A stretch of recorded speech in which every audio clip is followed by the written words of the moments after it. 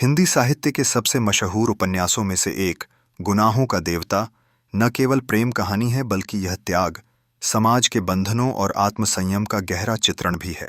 धर्मवीर भारती की इस कृति में प्रेम की वह छाया देखने को मिलती है जो सजीव होते हुए भी समाज की दीवारों में कैद है। यह कहानी चंदर और सुधा के असीम प्रेम, उसके अनकहे एहसासों और त्याग की अद्भुत गाथा है। चंदर एक होनहार छात्र था जो प्रोफेसर डॉ शुक्ला के संरक्षण में रहता था। वह उनके लिए केवल एक छात्र नहीं बल्कि पुत्र समान था। चंदर पढ़ाई में उत्कृष्ट था और समाज में अपनी एक अलग पहचान बनाने की आकांक्षा रखता था। डॉ शुक्ला की बेटी सुधा एक चंचल, मासूम और हंसमुख लड़की थी। उसकी दुनिया रंगों से भरी थी और उसमें चंदर की उपस्थिति उसे और अधिक रोशन कर देती थी। चंदर और सुधा का रिश्ता अनमोल था, दोस्ती से कहीं बढ़कर, पर प्रेम की स्पष्ट परिभाषा से दूर। वे हर खुशी और दुख में एक दूसरे के साथी थे। सुधा की शरारतें और चंदर की गंभीरता एक अनोखी समरसता बनाती थीं, लेकिन वे दोनों इस रिश्ते की गहराई को कभी समझ नहीं पाए। समय बीतता गया और सुधा के लिए विवाह के प्रस्ताव आने लगे। पहले यह बात मजाक सी लगी, लेकिन जब सुधा की शादी निश्चित होने लगी तब चंदर के दिल में एक अजीब सी बेचैनी घर करने लगी।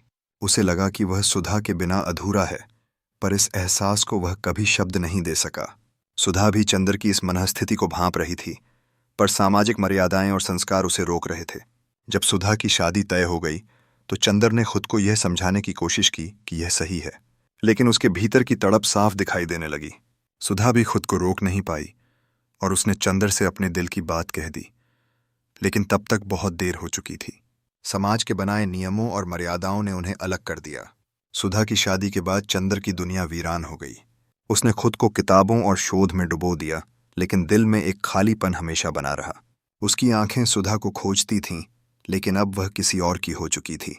समय बीतता गया, लेकिन सुधा की यादें चंदर के जीवन में किसी अनदेखी छाया की तरह बनी रहीं। सुधा के बिना जीवन अधूरा लगने लगा, परंतु उसने इस दर्द को अपनी ताकत बनाया। उसने अपने अंदर के प्रेम को आत्मसंयम और त्याग में बदल दिया।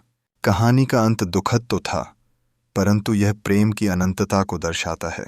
चंदर और सुधा का प्रेम कभी पूरा नहीं हुआ, लेकिन वह समाज की कठोर सच्चाइयों के बावजूद अमर हो गया। सुधा ने अपने कर्तव्यों को निभाया और चंदर ने अपने प्रेम को एक साधना बना लिया। यह प्रेम कहानी अधूरी रहकर भी संपूर्ण थी, क्योंकि यह त्याग की भावना में पूर्णता को प्राप्त कर चुकी थी। गुनाहों का देवता केवल एक प्रेम कथा नहीं बल्कि एक जीवन दर्शन है।